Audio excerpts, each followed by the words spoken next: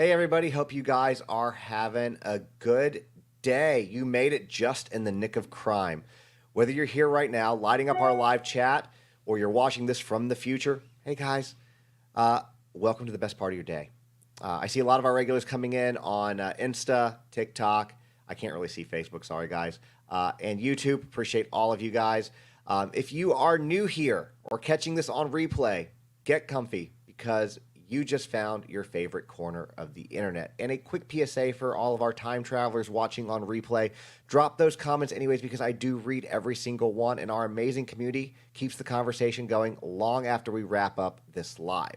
And if you are watching on TikTok, do me a solid. I'm looking at you guys right now. Do me a solid and smash that screen. Get those likes up to over 10K as fast as you can. That does me a big favor, pushes out to the FYP, and I'm so grateful and appreciative of that. At the same time, TikTok fam, if you guys want to jump over to YouTube to see the pictures and things like that we're talking about, have a little bit better of an experience, you can do that. But if you don't care about that, you're welcome to sit right there and watch it because, we stream every one of these. Now, if you are new here, buckle up because we have got an absolutely incredible show lined up for today. We're going to be diving into some major developments in the Diddy investigation because every day, guys, there are major developments in the Diddy investigation. And this one is about to possibly shake Hollywood to its core with some of the new information. In fact, if you're coming in here off the video I just posted, you know what we're talking about with that. But things that we're going to be talking about today are a federal grand jury testimony, brand new one, explosive confrontations, shocking revelations from former insiders, and some very telling reactions from A-list celebrities who seem to be running, and I mean literally running, y'all, from anything connected to this case. But before we get into that, you guys know what I got to do, right? You know what we got to do. We got to talk about the books because that's how I pay the bills, guys. You like the content, I like giving you the content, but I still have bills like you guys. So the first book I'm going to talk about is Boundaries. And by the way, fun news, the hard covers of Boundaries are on the UPS truck right now out for delivery. So if you want the hardcover bundle, you can get them from Just in the Nick of Crime. They are sold out, but you can still buy them, and they will ship out tomorrow if you want to get those. But if you don't want to get those, the soft cover is still available. And here's what I'm going to tell you. 1 in 4 of us is affected by having to cut off limited contact with family members. And that's not just a number, y'all. 26%. It's millions of parents trying to explain complex situations to confused kids. And with holidays coming up, with everything regarding the election cycle, which is tearing families apart, you're going to need this book more than ever. And as a parent who has navigated these waters, I realized we needed a tool because one did not exist. This is the only book like this that exists. So it's not just another children's book, but is a guide that helps our kids understand why relationships need boundaries, what healthy love looks like, and how to protect themselves from conditional relationships. And this book does something unique. It teaches these crucial life lessons without creating villains because, let's be honest, we don't want our kids carrying around our trauma, but we do want them learning from our experiences. So imagine your child understanding that setting boundaries is healthy, their family is perfect just as it is, and they deserve unconditional love. Also, so they can spot and avoid toxic relationships early. So if you are one of the millions navigating complex family dynamics, this book is your conversation starter. It's the resource I wish that I had when I first had to explain boundaries to my own daughter. Now, the next book real quick is Surprises. And look, I'm not going to get into this one as deep as I did before. Y'all know about this. But as someone who covers true crime and current events and all the horrible goings-ons in the world, I have seen too many tragedies that could have been prevented if children felt empowered to speak up, which is why I wrote Surprises Are Okay, Secrets Are Not. This book teaches children that the crucial difference is between fun surprises and dangerous secrets. This is through the story of 3 friends. Now, predators often use secret keeping to manipulate children, testing boundaries with maybe a small secret at first and then slowly escalating it up. And our story helps children recognize these warning signs and know that it's safe to talk to and tell trusted adults. So the book features age-appropriate storytelling without fear tactics, clear guidance for children and parents, examples of when to speak up, and reassurance that telling the truth will not get them in trouble. Many victims say that they were afraid to speak up or didn't know if they could or that they wouldn't be believed. So let's give our children the tools and confidence that they need to stay safe because the most dangerous thing isn't in the shadows, it's the secrets that children are afraid to tell. So teach them early that surprises are okay, secrets are not. And you can order these as bundles either in the TikTok shop or at the link in my bio, which is JustInTheNickOfCrime.com, or you can order them single if you need one or the other. But bundles come with free shipping and hardcovers come with free shipping, so that is the best way to do it. So JustInTheNickOfCrime.com or the TikTok shop. And again, if you're just listening, the hardcover versions of Boundaries will be back in stock today, so they can go out tomorrow if you want to order them from the website. Now, the last thing I'm going to say, if you or whether you're watching on YouTube, TikTok, Instagram, or Facebook, because we're streaming on all 4 of them right now, please do me a massive solid that takes no time, costs you absolutely nothing, but helps me out tremendously. Your engagement helps us reach more people who love this content, so hit those platform buttons, follow, subscribe, like, share, comment. Anything you can do is helpful. Now, without further ado, let's get on with the show. So, guys, Diddy, every day, we can talk about Diddy. And there's so much to fill a show. So let's talk about some new evidence. We haven't had new evidence in a while, and we're going to talk about what it is. It's kind of vague, it's kind of generic, but it's important. So every day, guys, the walls close in a little bit more on Sean Diddy Combs. And NBC revealed that a federal grand jury in Manhattan is about to hear fresh testimony tomorrow, Thursday. They're going to be hearing new, fresh testimony.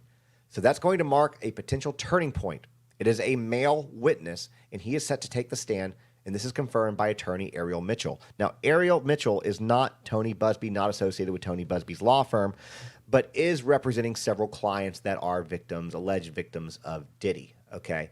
Now, remember, guys, this is the Southern District of New York, the same legendary courthouse that's taken down mob bosses and Wall Street giants. And as you know, they've currently got their sights set on Diddy, and the timing couldn't be more significant after the multiple civil lawsuits. After years of whispers and allegations, we're seeing the federal case take shape in real time. So hopefully we'll be getting some more updates on that tomorrow. Now, the U.S. Attorney's Office is keeping quiet, as they always do at this stage. Diddy's legal team, for the first time, has not responded to requests for comment. Now, will they? Who knows? But for the first time, they've shut up. But in the marble halls of the Southern District Courthouse, a grand jury is preparing to hear what could possibly be game-changing testimony. Now, everyone, this is how empires fall. Not with a bang, but with a steady stream of witnesses, one testimony at a time, in a quiet courtroom in downtown Manhattan. Tomorrow's testimony might be just another piece of the puzzle that federal prosecutors are methodically, putting together. But remember this too, that this same district, the Southern District of New York, they do not bring cases unless they're ready to win, and they're clearly not done gathering evidence. So the question isn't if we'll hear more, it's who's next to take the stand. But I'd be lying if I said that my curiosity wasn't piqued. Who's the guy? What evidence does he have? And I guess we're all going to have to just be patient, which is very annoying, in order for us to finally find out what's going on with that. Now, I didn't get a chance to talk about this yesterday on the show. I should have. I kind of missed it. I don't know why. And let's talk about the fact that Diddy's sons were involved in a potential altercation defending their dad. All right. They were about to get into an all-out fist fight with Ray J at the recent Halloween party. Apparently, 3 of Puff's sons, Christian, Quincy, and Justin, got into a heated face-off with Ray J outside Terra Electra's unruly agency Halloween bash, and that's in L.A., and that happened over the weekend. Apparently, when the party wrapped up in the early hours, Ray J made his way to the parking lot along with his crew, Amber Rose, and his manager, but was confronted. The 3 siblings surrounded Ray J, upset about some of the public comments he's been making about their dad. Things got heated between the boys, or I guess they're men now, and Ray J, with the group getting in each other's faces, chest bumping one another. Justin and Christian made it clear that they wanted to fight, they wanted to throw down. But of all people, to make sure that this didn't escalate further, Chris Brown to the rescue. Chris Brown witnessed everything going on from his car, rushed out, and diffused the situation with Ray J's manager, David, by pulling Justin and Christian away. Others also stepped in to help mend the situation, resulting in no injuries. Now, this is not the first time Diddy's sons have confronted Ray J. They've apparently approached him several times prior to discuss these comments that Ray J has made. Now, what we know is that there's been 3 separate occasions that they've tried to start an altercation with him. But Ray J seems to be taking the high road with this and said that he has always been open to having a conversation with Diddy's sons, though he was willing to fight after the three of them made disrespectful comments towards him. But he did say that he still considers Diddy and his children family, so he refused to let himself get punked, quote unquote, punked up by little kids. So good for him, guys. But of all people, Chris Brown diffused the situation. Absolutely insane. Now look at this photo. Guys, in TikTok, I know you're going to say, I can't see the photo. I know you're going to say it. You can't see it. Only everybody else can. TikTok doesn't play nicely with StreamYard, so I can't do that. But if you want to step over and see photos, you are welcome to do so on YouTube. If not, you can totally stay where you are. But it's just a stock photo. It's nothing that big of a deal. Somebody said Chris Brown is in Rihanna's ex. Yes, the same Chris Brown as in Rihanna's ex, as in the guy who has had multiple violent claims against him. The same. Broke up a fight. I guess, even a broken clock is right twice a day, right? But let's talk about this. A lot of y'all, not y'all necessarily as individuals, but in general, some of y'all, have compared what R. Kelly went through to what Diddy went through. Well, one of R. Kelly's lawyers, former attorneys, has weighed in about Diddy's legal strategy. Now, there is a key difference here. While R. Kelly's downfall was relatively contained, Diddy's could trigger an avalanche, taking down some of entertainment's biggest names. And we're going to talk about why in a moment. Nicole Blank Becker, who witnessed R. Kelly's case firsthand, that's the lawyer, paints what I'd say is a fascinating contrast. R. Kelly kept his so-called grassroots circle, but Diddy, well, you guys know, he surrounded himself with the best of the best, A-list actors, elite entertainers who frequented his now infamous freak-off parties. But here's where it gets a little bit more explosive. Diddy might have an ace up his sleeve that R. Kelly never had. Names. Big names. The kind of names that make headlines. But here's the catch. It's a dangerous game of chicken with federal prosecutors. Diddy doesn't know what they know, who's already talked to them, or which celebrities might have already cut deals in order to save themselves. One of the most telling parts of this, in my opinion, is the wall of silence, which we're also going to talk a little bit more about in a second, from Diddy's celebrity friends since his arrest. And in my opinion, that speaks volumes. Absolute volumes. These are people who once clamored to be at his party, to get a coveted invite. And now, radio silence, y'all. Let me tell you what, this is what it sounds like. It's just absolutely, that's it. That's it. Now, that's the kind of silence that makes you wonder who's nervous, who's watching their phone, dreading the moment that Diddy starts naming names.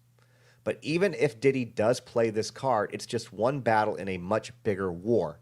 With lawsuits piling up and new allegations emerging daily, the question isn't about who might fall, it's about how far and how wide this scandal actually might reach into Hollywood's upper echelons. The real story might not be Diddy's fall from grace, but who he takes down with him. It's insane. How quiet, I've never, we've seen a lot of things like this with celebrities, and I've never seen anything this quiet. Now, here's where things get really game-changing. This is the story this was the TikTok video I chose to do today because I feel like this is a big story. I feel like this information, knowing this information that I'm about to share is huge. Okay? I think that the articles about it, they're not very long. So it's hard to kind of pull a lot from it. But I think that it doesn't take that much to speak what it's going to say. Now, industry sources have revealed that apparently Diddy maintained meticulously detailed documentation of his gathering, records which could implicate hundreds of Hollywood power players. The scope of this potential evidence is staggering, and attorney Tony Busby, who we all know by now, if you don't know, he's the one that's filing a lot of these lawsuits, is saying more people will be added as defendants and promises revelations that will shock the public with hundreds of potential lawsuits pending. The investigation's reach continues to expand. What started as what seemed to be an isolated allegations has evolved into a complex web of potentially entangling numerous A-list celebrities. Former associates speaking on the condition of anonymity described Combs' methodical approach to record keeping. These weren't casual party notes, guys. They reportedly included video recordings, audio recordings, and detailed written accounts of events spanning decades. Decades. The same documentation practices that built his empire might be what actually expose it. Now, something else notable is the complete silence from Combs's high-profile former partners. And I'm talking about both J-Lo and Cameron Diaz. Both linked to Diddy during his ascent have maintained a strategic distance. Sources indicate this isn't a mere coincidence. There's a legitimate fear among Hollywood figures about this potential exposure. The key questions remain. What exactly do these records contain? Who attended these documented gatherings? And perhaps most crucially, why did he maintain such detailed records of potentially compromising events? Was it blackmail? Was it to have that over them? Who knows? I guess we'll find out. Now, Diddy's legal team has yet to address claims about the existing documentation. Meanwhile, Tony Busby's team continues adding defendants, suggesting that the scope of alleged misconduct extends beyond the initial reports. And industry insiders note an unprecedented exodus from Combs' formerly tight-knit circle. Again, a man who was once considered to be a kingmaker now sits in federal custody, and apparently he is stunned. Diddy is surprised, shocked, stunned, disappointed, whatever word you want to use, that his friends and former allies have abandoned him in his time of need. And as federal prosecutors build this case, these alleged records could provide crucial evidence. If verified, they might even offer unprecedented insight into decades of Hollywood power dynamics and potential misconducts. The question isn't just what Combs knows, it's what he documented. This story, like, y'all, this is monumental. This is not something to just graze over. The fact that he took these records, insane. Now let's talk about J-Lo. Because a lot of y'all ask, in fact, every day I come on and I talk about Diddy, somebody asks about J-Lo. Some of y'all ask, and we're going to talk about this because this story was too interesting not to share with y'all. You guys know who J-Lo is? Music icon, actress, business mogul. Y'all, she literally fled from reporters when Diddy's name came up. Fled. She was apparently signing autographs for her fans. Then suddenly a question about the mounting allegations against her ex changed everything. Guys, she stopped mid-signature, turns, grabs her things, gets up, and is out the door as quickly as she can, bringing her entourage with her. Fans were stunned, like, no, come back. Please, we know we want to sign. We want the autograph. Left, got up and left. Why such a visceral reaction from somebody who's faced the toughest media scrutiny for decades? Even her first husband's out there now, pointing fingers at Diddy for their divorce. We talked about that on this show a week ago or so. But J-Lo, again,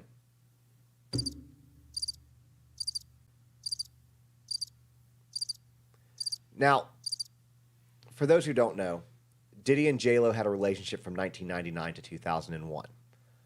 This was the height of both of their careers. She played it off as a lifestyle clash, you know, a homebody versus a party animal. But now, with all of these serious allegations mounting against him, against Diddy, daily, every day, guys, there's enough that I can fill the show. Every day. Investigations intensifying. A simple explanation like that, like running, saying that's just a homebody versus a party animal, feels a bit dismissive.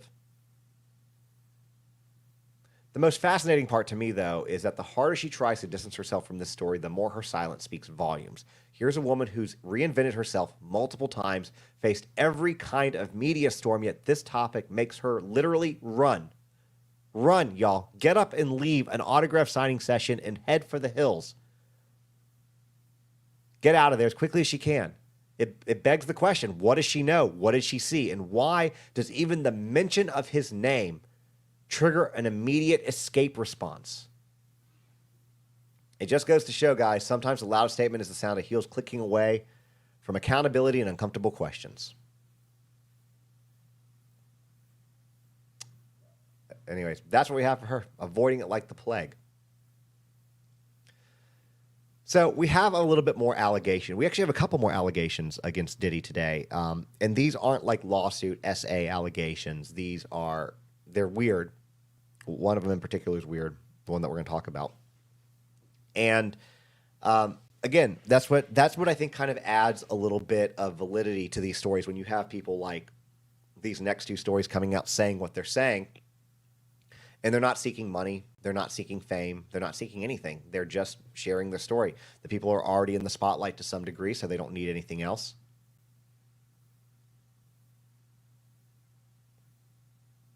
You know? So Celia Walden is a reporter. And in 2008, she was invited to board a 180-foot yacht in Cannes. Diddy's yacht, a Fendi upholstered yacht. Talk about excess, with oil slicked bodies on the deck. Pure Diddy theater, guys. As soon as she walks on, she gets handed what she calls an industrial strength cocktail. It was not laced. Okay, sorry if that's a spoiler alert. Was not laced, but it was strong. And when she choked on it, Diddy kind of laughed. Thought it was kind of funny. Snickered about it. Apparently he lounged there in white trousers. Even in the thin white trousers was notably commando. And enforced some very strange interview rules. Specifically, no bare feet shots. He insisted and was weirdly focused on keeping his feet out of any photographs. Every detail from the clothing rules to the drink strength played like a power move, like he was in control, because let's face it, he was. Now, back in 2008, when this article was written, she referred to him and thought that he was just plain shy. But today she's got different words in 2024, that he's a philanderer and a narcissist, which is really quite the evolution in perspective, if you ask me. But here's what makes her account stick. She'd also interviewed Harvey Weinstein multiple times. Always caught his lies, every single time. But with Diddy, she got a different read entirely, and now she's second-guessing everything about what happened that afternoon. The whole scene plays differently now with all the stuff that we know. The strategic yacht location keeping everyone contained, the suspiciously strong drinks, the specific rules about foot photography, of all things, the oil-slick bodies that were all across the deck, like props, apparently in some bizarre power play fantasy. And what federal investigators are now calling the freak-offs, those alleged S-parties, cast a shadow over every detail of that afternoon that she spent on that yacht. In 2008, this was just another day in the life of hip-hop's biggest mogul, the guy running Bad Boy Records, the one throwing the most exclusive parties that everyone wanted a coveted invite to, the man who could make or break careers between cocktails, between drinks, and between, let's face it, GHB. Now, every moment from that yacht is potential evidence. Every odd rule or power move might be a pattern federal investigators are piecing together. And Celia Walden's not alone in this retrospective unease, because apparently across entertainment, people are digging through their Diddy memories, finding warning signs in what was once passed for as eccentric celebrity behavior. So it turns out a lot can change in a handful of years. And going on to another story. By the way, real quick, if you are coming in right now, you are late, you're watching on wherever you're watching, Insta, TikTok, YouTube, Facebook. Appreciate you guys. If you are new here, please hit that follow button. It's something free that you can do. Helps me out. Subscribe. We're trying to grow this channel, and I just appreciate y'all's support if it's something that you don't mind. But let's talk about this next story now after I get into that. MGK, and this guy's, when putting the show together, and I don't know why I did this, but I mean, I kind of know why I did this. I put more time and effort into the MGK part of the story, and I don't even think it's as big of a story, but I do think, but it is, but it isn't, and I will try to explain my thought process behind this as we do this, okay? So, and I'm going to show a tweet here shortly from MGK. It'll be shown everywhere but TikTok. Sorry, TikTok doesn't play nicely with the other platforms, so that's what happens. So if you want to see it, you can jump over, but don't feel obligated. But we do have some new allegations coming from MGK, who is, by the way, Machine Gun Kelly, for those of y'all who don't know, and his time at Bad Boy Records. And I feel any other day, this would be a story that you don't think anything of it. But now it takes on some new significance given all the recent developments. So MGK apparently recounts asking his then label boss, Diddy, Puff Daddy, Brother Love, whatever he's going by that week, Sean Combs, for something to help him sleep during a flight. Instead, he got something that left him doing crazy dance moves for 20 minutes while Diddy watched from behind glass. So according to MGK, this is what he said verbatim. Quote, "I'd smoked something that Puff had given me. It was as if I partied like 3 nights straight. I was like, I'm about to go to the airport. I need something that'll knock me out. And it totally did the opposite. I was doing crazy dance moves to the weirdest music for 20 minutes straight. Like while he was on the phone and I was just outside the window looking in while he was looking at me. Man, this kid's nuts. Looking at me like this kid's nuts." Now, their relationship was a bit complex, filled with parties, power plays, peculiar incidents. At one GQ event, MGK was left stranded. So what happened in that is Machine Gun Kelly was at a GQ event, went to Diddy's event. Diddy decided as soon as they got there that he wanted to go to the GQ event. So he's like, fine, we'll go back to the GQ event. And ultimately, he was left stranded by Diddy, leading to angry texts and a subsequent reprimand from the mogul. What happened was traffic was blocked and moved for Diddy. MGK couldn't get back in, so MGK sent his disdain. They were in separate cars to Diddy, and Diddy reprimanded him for doing that, which is, of course, classic Diddy moves, right? Reprimand people, yell at people, whatever. Now, what's interesting is that this was happening all around the same time that MGK was building his rap career, which, by the way, eventually led to an explosive feud with Eminem. All right, you see where we're linking this together, guys, now? Stay with me on this, okay? If you don't remember or you don't know, MGK dropped the song Rap Devil, and this was in 2018, and Eminem responded with Kill Shot, which is a song that ended his career. It was a kill shot to his career, to MGK's career. So let's talk about 2012 when MGK tweeted about Eminem's daughter, Haley. And here is the tweet. I'm going to put it up here.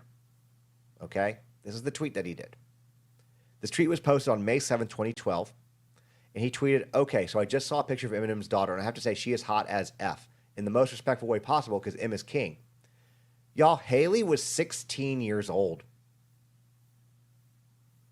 Okay? 16 years old when this adult man tweeted this. All right, you see where these pieces are starting to connect? All right, let's keep going. That's when this MGK Eminem conflict started. Let me give you a little bit of a timeline between 2012 and 2018. MGK tweet about Haley led to an alleged industry blackballing by Eminem. Eminem calling people saying, "Don't give this guy work, don't work with this guy," etc. MGK in 2015 claimed that radio stations wouldn't play his music due to Eminem's influence. In 2017, MGK's verse on Tech Nine's No Reason included subliminal shots at Eminem, but in 2018 is where things really escalated. Eminem's song Not Alike, which came out on the Kamikaze album, directly addressed MGK calling out the Haley comments and subsequent behavior. So then, by the way, Rap Devil was released, right? We know that. Okay? And so Eminem released the song Kill Shot specifically to target MGK. What's interesting is that this wasn't released on an album. It was released as a standalone track on YouTube, specifically as a response of Eminem responding to his song Rap Devil, which is unusual since diss tracks often appear on albums. Think about every major diss track out there, and they appear on major albums. But Kill Shot was designed as a quick, targeted response to maximize its impact. A kill shot. So let's talk about what these songs did, and stay with me, guys. We're almost there. Stay with me. Not Alike came out in August 2018, started the direct confrontation. All right, Eminem called out MGK's subliminal disses, addressed the Haley comments, which, remember, he made while Haley was 16 years old, underaged, 16 years old. He criticized MGK's style as copying Migos' flow and set up the battle by directly naming MGK. Then a month later in September, he released Kill Shot, which was for MGK, devastating response to the song Rap Devil. He mocked MGK's sales and career trajectory, used wordplay to belittle his skill level, referenced his bad boy deal with Diddy negatively, called out the age difference, hypocrisy, MGK, because MGK apparently criticized Eminem's age while idolizing older rappers, included personal attacks about MGK's appearance and daughter, and then one of the famous lines, one of them, is had to give you a career to destroy it. Basically, Eminem was saying that he had to give him his career, that he wouldn't have a career without this beef, and he had to give him a career in order to destroy it, which, I mean, damn, y'all. Damn. Now, Eminem's response, Kill Shot. Sorry, let me go back before I get to that. Let me go back with Rap Devil. Because MGK released Rap Devil, targeting Eminem's age, relevance, and alleged industry control. And key lines in that song accused him of trying to blackball his career and being, quote, sober and bored. Now, Eminem then responded with Kill Shot, systematically dismantling MGK's image and credibility. Notable bars attacked MGK's career trajectory, sales numbers, his appearance in a weird beard. That track hit 38.1 million views in 24 hours on YouTube and was effective as being the kill shot in his career because shortly after, MGK transitioned to punk pop music. Now, why am I talking about all of this? What does this have to do with Diddy? Well, let's get to that because I know that's what y'all want to know. What point am I making? With all the Diddy legal stuff going on, these stories from MGK hit a little differently. That shift to punk pop after the Eminem beef, maybe it wasn't just about Kill Shot. Maybe what MGK experienced at Bad Boy Records, the substances, the power dynamics, the party culture, played a bigger role than anyone realized. I mean, this was a grown man tweeting about underage girls being hot, doing the substances. And remember, in Kill Shot, Eminem took a shot at Diddy too, all right, saying, this was the line, okay? This was the line in Kill Shot that Eminem said, I will not fail, I'm with the doc, talking about Dr. Dre still. I will not fail, I'm with the doc still, but this idiot's boss pops pills and tells him he's got skills. But Kells, the day you put out a hit is the day Diddy admits that he put out the hit that got Pac killed. All right? Now look, as much as Diddy and his team would like, you can't make federal investigators disappear like civil lawsuits. And MGK stories might just be another piece of a much larger puzzle that federal investigators are putting together. Right? But when we talk about this MGK thing, and we get into the whole thing, and the beef, and the fact that he was on Bad Boy, and the fact that this is not the first time Eminem has referenced Diddy being involved. I mean, he just did it in the song Fuel, and they did an extended version of Fuel talking about his involvement, Diddy's involvement in Pac's death. I'm going to tell you what, Eminem is not the person that I would want to cross, and I would say that regardless of the fact, Eminem and Diddy have been in the game for pretty much the same amount of time. Diddy was at a higher position faster, but he's quickly surpassed that, and that is not somebody, I don't know, guys. It's crazy. Every day, we have more information. But the MGK thing, guys, it's mind-blowing. Now, that being said, that's what I got for today's show. For those of y'all who are watching on TikTok, watching on Instagram, watching on Facebook, and I think Facebook saves it too, but these are saved. I have a Diddy playlist, and these are saved. If you want to go back and watch it, take them on the go, what have you. Okay? Now, this has been real quick before I do this, I have apparently a couple people to acknowledge here. We got a super sticker, so I appreciate that. Thank you so much, Ann. And Kirby did one too. We'll do that in a second. So y'all get some super chats. Let's do that. You too, Kirby. Thank you so much. Y'all are amazing. Now, this was another amazing stream with the best community out there, because you guys are the best. I will tell anybody that is in the true crime space on any of these platforms that I have the absolute best, most respectful community out there. I love you guys. If you're not already part of this family, this community, please hit that follow, subscribe button on the platform of your choice. If you want to do all platforms, then go to my website, JustInTheNickOfCrime.com, which is linked in the description notes here. And you can pick underneath my picture all the platforms you want to follow on, and hopefully, if you want to do more than that. But we've got an incredible week planned out. We have more stuff about Diddy coming up, more stories that we need to talk about. So do not forget to turn on notifications so you know that when we go live. Thank you guys for making this stream special, because none of this would exist without y'all. And we will see you next time, which is probably tomorrow. Bye, everyone.